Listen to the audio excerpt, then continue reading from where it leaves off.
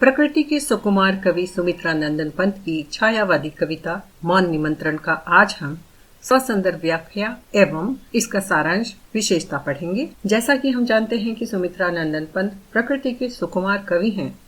आपने अनेक छायावादी कविताएं लिखी हैं और मौन निमंत्रण भी एक छायावादी कविता है जिसमें प्रकृति का मानवीकरण स्पष्ट दिखाई देता है। प्रकृति के संकेतों से मौन निमंत्रण मिल रहा है।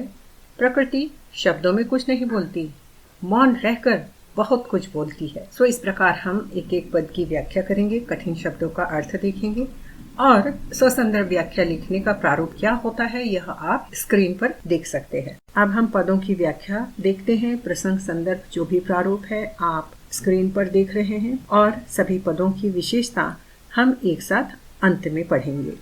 पहला पद है, स्तब्ध ज्योत्सना में जब संसार चकित रहता शिशु सा नादान, विश्व के पलकों पर सुकुमार विचरते हैं जब स्वप्न अजान, ना जाने नक्षत्रों से कौन निमंत्रण देता मुझको मौन। तो हम इसका अर्थ देखेंगे कि चांदनी रात में जब सारा संसार नींद में डूबा रहता है तो वह आराम करते समय नींद में जीवन के दुख तकलीफों को भूलकर छोटे बच्चे के जैसे भोले भाले बन जाते हैं। नींद में डूबा स्वप्नों में खोए हुए होते हैं तो ऐसा लगता है कि कोई नक्षत्र चुप रहकर निमंत्रण देता है कि उठो, आगे बढ़ो, जीवन के अवसर तुम्हारी राह देख रहे हैं। सो यहाँ पर हम देखेंगे स्तब्ध मतलब स्थिर, आश्चर्यचकित रहकर खड़े रह जाना, और ज्योत्सना मतलब चंद्रमा की चांदनी। सो यहाँ पर आप दो कठिन शब्दों के अर्थ देख रहे हैं। अगला पद है, सघन मेघों का भीम आकाश गरजता है जब तमसाकर, दीर्घ भरता समेत निश्वास, प्रखर झरती जब पावस धार, ना जाने तपक तड़ित में कौन मुझे इंगित करता तब मौन। सो यहाँ हम देखेंगे भीमाकाश शब्द आया है जिसका अर्थ है जो बहुत विशाल आकाश है। भीम मतलब विशाल से अर्थ लेंगे, बड़े से अर्थ लेंगे, और आकाश ये दो शब्दों को मिलाकर एक शब्द बनाया है। और तमसाकार, तमस मतलब अंधेरा, तमसाकार यहाँ पर भी दो शब्दों को मिलाकर एक शब्द बनाया है कि अंधेरे में डूबा हुआ अंधेरे के जैसा, समीर अर्थात हवा। तो जिसका अर्थ अब हम पद का अर्थ देखते हैं कि जब घनघोर अंधेरी काली बरसाती रात में बिजली चमकती है तो लगता है कि इस प्रकृति की चमक और बादलों के गर्जन ऐसे लगते हैं जैसे वे निश्वास छोड़कर मुझे इशारों से मौन निमंत्रण दे रहे हैं। तपक तड़ित अर्थात बिजली, जिसे दामिनी भी कहते हैं। और ये शब्द के कठिन अर्थ आप यहाँ, कठिन शब्दों के अर्थ भी आप यहाँ देख रहे हैं। अगला पद है, देख वसुधा का यौवन भार गूंज उठता है जब मधुमास, विधुर उर्के से मृदु उद्गार, कुसुम जब खुल पड़ते स्वच्छावास, ना जाने सौरभ के मिस कौन संदेश मुझे भेजता मौन। अर्थ है, मधुमास अर्थात वसंत ऋतु के आते ही धरती चारों ओर अपना श्रृंगार करती है। नई नई कोमल पत्तियां, रंग बिरंगे फूल खिल जाते हैं, चारों ओर सुगंधित सौरभ फैलकर सुवास फैलाता है। इस तरह मधुमास में अर्थात वसंत ऋतु के आते ही विधुर या विरही व्यक्ति के मन में भी, जिसके जीवन की सारी आशाएं खत्म हो चुकी है, वैसा व्यक्ति भी, उसके मन में भी नए उद्गार उमड़ पड़ते हैं। और कुसुम जब खुल पड़ते स्वच्छावास, जब कुसुम पुष्प खिलकर अपनी सुगंधित चारों ओर फैलाते हैं, तब वे कहते हैं कि इस सुगंधित वायु में ना जाने कौन है, ऐसी कौन सी शक्ति है प्रकृति की जो मुझे जीवन पथ पर आगे बढ़ने के लिए मौन संदेश भेज रहा है। अगला पद देखेंगे, क्षुब्ध जल शिखरों को जब वात सिंधु में मथ कर फेनाकार, बुलबुलों का व्याकुल संसार बना, विथुरा देती अज्ञात, उठा तब लहरों से कर कौन न जाने मुझे बुलाता मौन।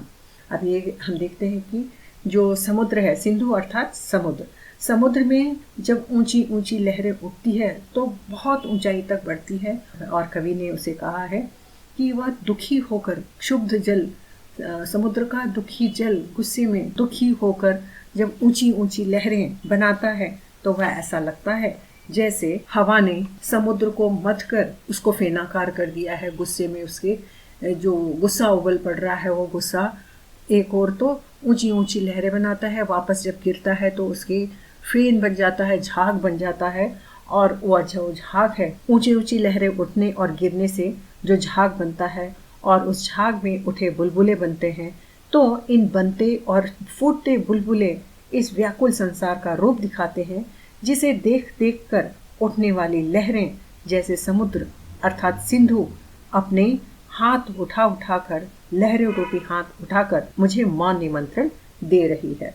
तो यहाँ हम देखते हैं कि कितना सुंदर कवि ने इसकी कल्पना की है कि समुद्र में जो जल है वो एकदम क्षुब्ध है, निराश है और उसे हवाएं मथ कर उसमें लहरें उठाती है और वो ऊंची ऊंची लहरें उठाकर नीचे गिरता है और बुलबुले बनते हैं।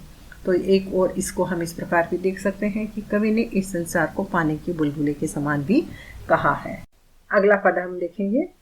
स्वर्ण सुख श्री सौरभ में भोर, विश्व को देती है जब बोर, विह कुल की कल कंठ हिलोर, मिला देती भू नभ के छोर, ना जाने अलस पलक दल कौन, खोल देता तब मेरे नैन।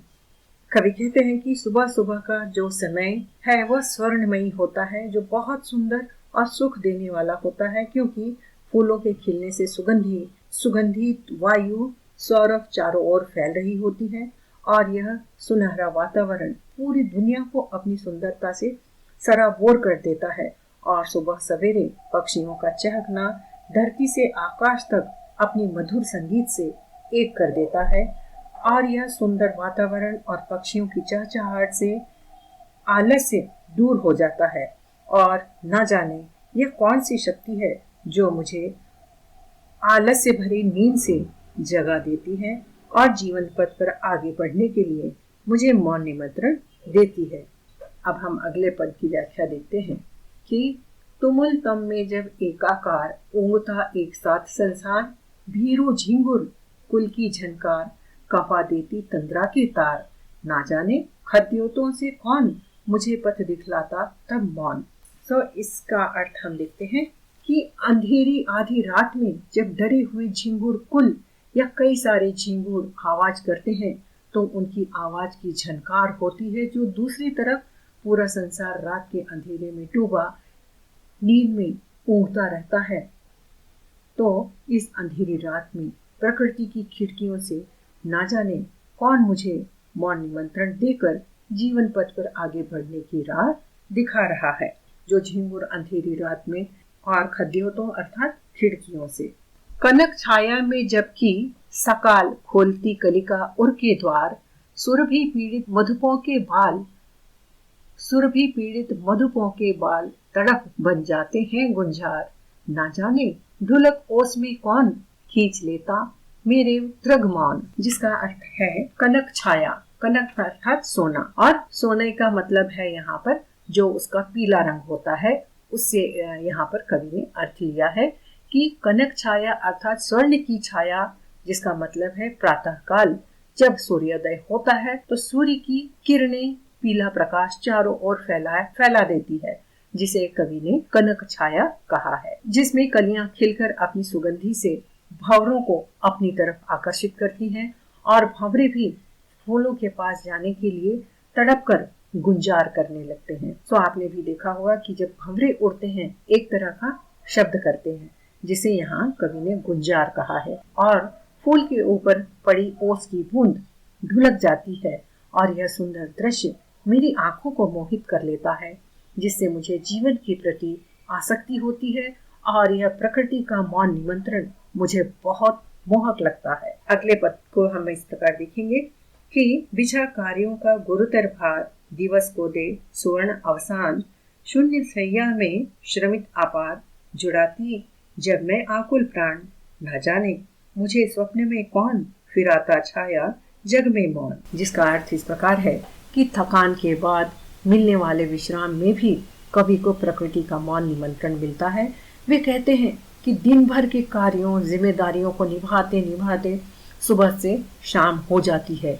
गुरुतर भार मतलब बहुत महान कार्य या बहुत भार, बहुत सारी जिम्मेदारियां निभाकर जब मनुष्य थक जाता है, दिन भर के क्रियाकलाप पूर्ण होते हैं, तो शरीर थक कर चूर हो जाता है और बिस्तर पर पहुंचते ही शरीर आराम की गोद में पहुंचकर शांति प्राप्त करता है। लेकिन मीठे सपनों में भी न जाने अगले दिन जीवन का संदेश देने मौन निमंत्रण मुझे कौन देता है। मुझे नींद में भी जीवन का संदेश मिलता है, उस सुख में भी जीवन का मौन निमंत्रण, प्रकृति का मौन निमंत्रण मिलता है। अब हम अंतिम पद देखेंगे जो इस प्रकार है। ना जाने कौन आए छविमान, जान मुझको अबोध अज्ञान, सुझाते हो तुम पथ अनजान, फूंक देते छिद्रों में गान, आहे सुख दुख के सहचर मौन, नहीं कह सकती तुम हो कौन। इस अंतिम पद के अर्थ को इस प्रकार हम देखते हैं कि कवि कहते हैं कि प्रकृति से मिलने वाले संदेशों से चकित होकर उन्होंने कहा है कि यह अति रूपवान कौन है जो मुझे एक छोटा बच्चा समझकर, जिसे कोई ज्ञान नहीं होता, वैसे ही हर पग पर आप मुझे राह दिखाते रहते हो। मेरे नीरस जीवन में जैसे तुमने संगीत भर दिया है। मेरा जीवन पहले एक रखी हुई बांसुरी के समान था जो एक बांस की लकड़ी थी, लेकिन इस शक्ति ने इस बांसुरी रूपी जीवन के छिद्रों में फूंक डालकर प्राणवान बना दिया है। और तुम तो मेरे सुख दुख सब में मेरे साथ रहते हो, लेकिन मैं समझ नहीं पाती हूँ कि यह शक्ति कौन है जो मुझे मौन निमंत्रण देती है, जीवन पथ पर आगे बढ़ने का संदेश देती है, जीवन में खुशियों से परिचय कराती है, जीवन में नए नए रास्ते दिखाती है और जीवन पथ पर आगे बढ़ने का संदेश देती है। सो इस प्रकार हम देखते हैं कि इस कविता के सभी पदों का अर्थ पूरा होता है। अब हम इसकी विशेषता देखते हैं जो आप समग्र रूप से इस विशेषता को लिख सकते हैं, क्योंकि एक छायावादी कविता है और छायावादी कविता में हम देखते हैं कि प्रकृति का मानवीकरण किया है और हर पद में कवि ने प्रकृति के भिन्न भिन्न भागों से संदेश मिलने की बात कही है। तो विशेषता इस प्रकार है कि यह एक छायावादी कविता है जिसमें प्रकृति का मानवीय रूप दिखता है। कवि ने बताया कि प्रकृति के संकेतों से यह लगता है कि कोई मौन रहकर संदेश देता है, जीवन के प्रति आशा, आसक्ति और उत्साह पैदा करता रहता है। इसमें कवि ने चांदनी, नक्षत्रों, मेघों, वर्षा, बिजली, समुद्र की लहरें, बसंत ऋतु, पुष्प, सौरभ, झिंगुर, पक्षी आदि अनेक संकेतों के द्वारा बहुत सुंदर संदेश दिया है और सुंदर कविता के द्वारा संदेश दिया है तथा पथ प्रदर्शक के रूप में रात दिन साथ रहने वाली शक्ति को धन्यवाद दिया है कि तुम कौन हो मैं नहीं जानता। इतना ही नहीं, एक छोटे बच्चे के समान नए पथ रास्ते सुझाने वाले मौन निमंत्रण की बात कवि ने सुंदरता पूर्वक कही है। सो इस प्रकार हम देखते हैं कि इस कविता का ससंदर्भ व्याख्या और विशेषता पूरी होती है। अब हम पाठ्य सामग्री के अगले भाग की ओर बढ़ते हैं, जिसमें पहला प्रश्न होता है आपके प्रश्न पत्र में, एक शब्द या वाक्य में उत्तर लिखिए। तो आपको पूरी किताब में से, टेक्स्ट बुक में से, सारे लेसन में से एक एक प्रश्न लेकर 10 प्रश्न दिए जाते हैं, जिसका उत्तर आपको एक शब्द या वाक्य में लिखना होता है और हर प्रश्न के लिए 1 अंक होता है। तो इस पाठ पर आधारित कुछ संभावित प्रश्न मैंने यहाँ उत्तर के साथ दिए हैं, जिसे आप देख सकते हैं और समझ सकते हैं कि किस प्रकार के प्रश्न आएंगे और ये प्रश्न और इन प्रश्नों के उत्तर आपको सारांश लिखने में भी सहायक होंगे। और उसके बाद दूसरा प्रश्न आता है, ससंदर्भ व्याख्या कीजिए, जिसके लिए भी मैंने यहाँ पर एक ही प्रश्न तैयार किया है। पूरे प्रश्न पत्र में आपको पूरी किताब में से हर पाठ में से कोई 3 प्रश्न दिए जाएंगे, जिसमें से आपको 2 के उत्तर लिखना होंगे और वे दोनों प्रश्न 7-7 अंक के लिए होंगे, अर्थात 14 अंक के लिए 14 मार्क्स के लिए दूसरा प्रश्न आएगा। उसका फॉर्मेट भी आप यहाँ पर देख सकते हैं कि किस प्रकार लिखा जाएगा और अच्छे अंक प्राप्त करने के लिए आप इस फॉर्मेट का अनुसरण करें। और तीसरा प्रश्न कीजिए या विशेषताओं पर प्रकाश डालिए, तो आप वीडियो के पहले भाग का उपयोग कर सकते हैं। और उसके बाद आता है चौथा प्रश्न, टिप्पणी लिखिए, जिसे आपको 2 में से 1 प्रश्न करना होता है और एक प्रश्न 5 अंक के लिए होता है। तो इस प्रकार आप देखेंगे कि यह टिप्पणी का फॉर्मेट भी यहाँ पर दिया हुआ है कि किस प्रकार से टिप्पणी लिखी जाती है। इसमें सबसे पहले शीर्षक लिखा जाता है कि आप दो में से कौन सा एक विषय या शीर्षक पर टिप्पणी लिख रहे हैं, और उस शीर्षक का परिचय दिया जाता है कि यह शीर्षक हमारी पाठ्य पुस्तक, आप पुस्तक का नाम लिखेंगे, उस कहानी का नाम लिखेंगे और लेखक का नाम लिखेंगे तथा उस शीर्षक के बारे में एक सेंटेंस लिखेंगे कि वह क्या है, और उसके नेक्स्ट पैराग्राफ में आप उस पाठ में उस शीर्षक के बारे में जो कुछ भी दिया गया है उसे आप टिप्पणी के रूप में 8 से 9 लाइन में उत्तर लिखेंगे, क्योंकि यह केवल 5 मार्क्स के लिए होता है। किसी किसी पाठ में हम देखते हैं कि किसी शीर्षक के विषय में बहुत कुछ दिया होता है जिसे हम 2 पेज में भी लिख सकते हैं, लेकिन आपको यहाँ पर अंक का ध्यान रखकर उत्तर लिखना है कि 5 अंक के लिए हमें कितना लिखना चाहिए। तो इस प्रकार आप इन सब बातों का ध्यान रखेंगे तो आपको टाइम मैनेजमेंट भी अच्छी तरह से आ जाएगा और आप पूरा प्रश्न आसानी से समय में ही पूरा कर सकते हैं। तो मैं समझती हूँ आपको यह वीडियो जरूर उपयोगी होगी, सहायक होगी। धन्यवाद।